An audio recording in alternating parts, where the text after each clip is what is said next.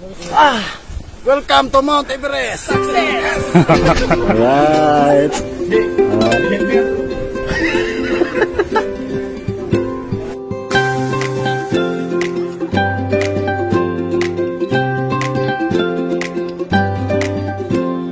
We have a lot of crunch ice, and that means the zodiac has to go extremely slow.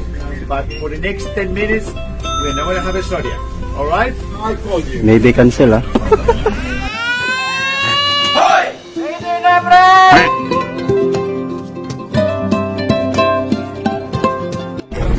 Do, hi do. Ayaw do. Vlog ka naman, oh. Okay. Videohi, Brad.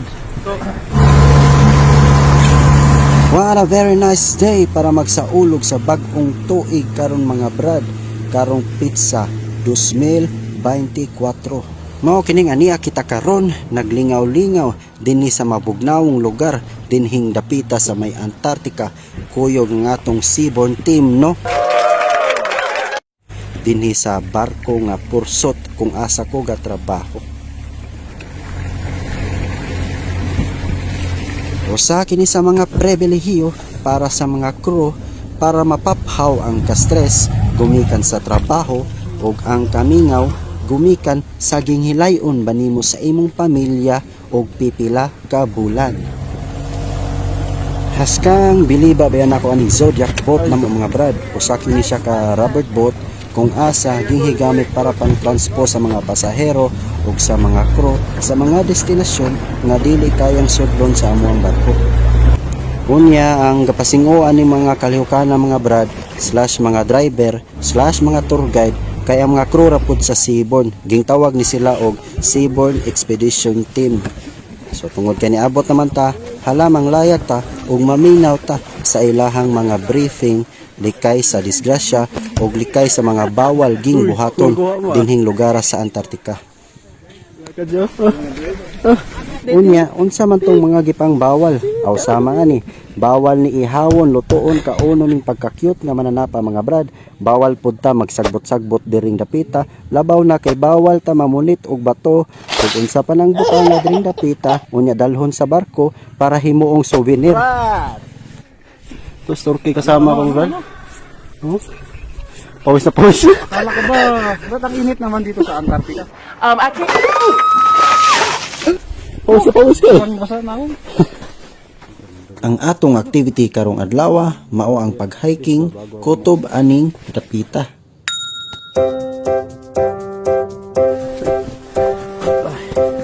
Ay sus.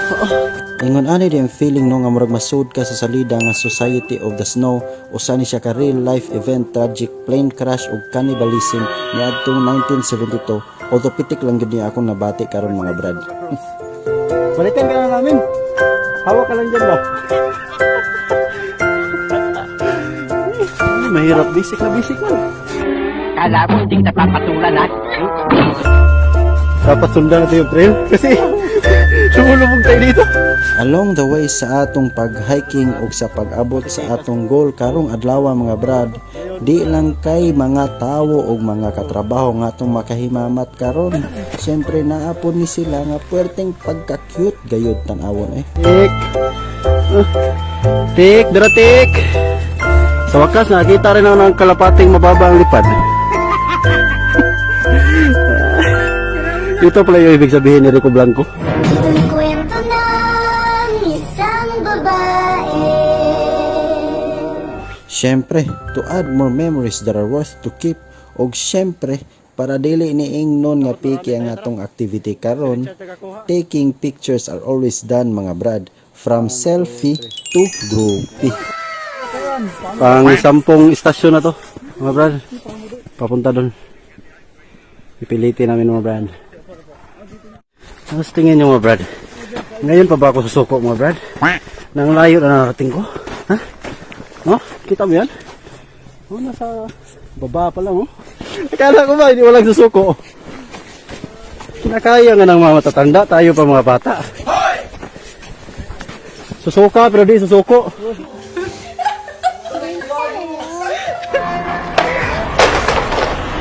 Mahirap. So sad to hear mga brad, pero cancel lang pag-hiking daw kay we ran out of time na. Sayang ang Baileys nga ilang gina-serve para sa mga tao nga makaabot dito sa Tumoy. But we made a place of successful hiking na lang or point para di pod alkansi. Amazing. Wow.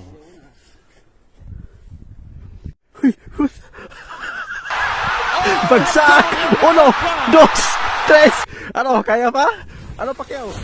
And now mga brad, together with my proud Seaborn Pursuit teammates para sa event nga hiking karong adlaw, kay total na human naman, balik nami sa starting place kung asa ang Zodiac boat para makasampa nami pabalik sa barko and then pabalik sa trabaho. Oh, dun sa dulo, sa tuktok, nakita mo? Hey, Dom. Kaya sa matagal dun may lads man.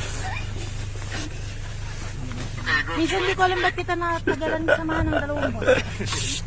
Pauwi na nga tayo. Once again, haskang biliba dyan nako aning Zodiac boat na mo mga brad. Kay musukulog din ang agay sa ice. Hopefully no, dili makadamag sa makadaka sa ice na nabanggaan sa Titanic nga barko. Oh, Jack. Akong ihatag kining akong pagkababay.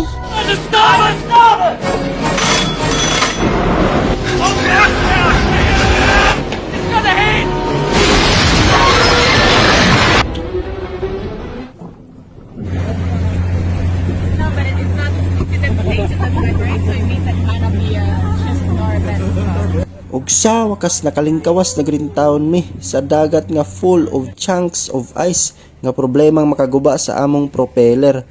Pero luxury ship man eh. Don't worry, plenty of spares. Dugang sa trabaho pero plus sa experience. Kay take note para sa amon nga mga seaman, especially sa barko nga cruise ship, every day is Monday. Mauna ang saludo ko sa tanang mga seaman nga nagpahilayo sa ilahang mga pamilya para mokita para sa ilang kaugalingon ug syempre para sa ilang pamilya ug para sa mga chicks. Joke lang, sinika. Nag-away na naman to mamaya. Ay, sorry. Matod pa ni Boss Makoy.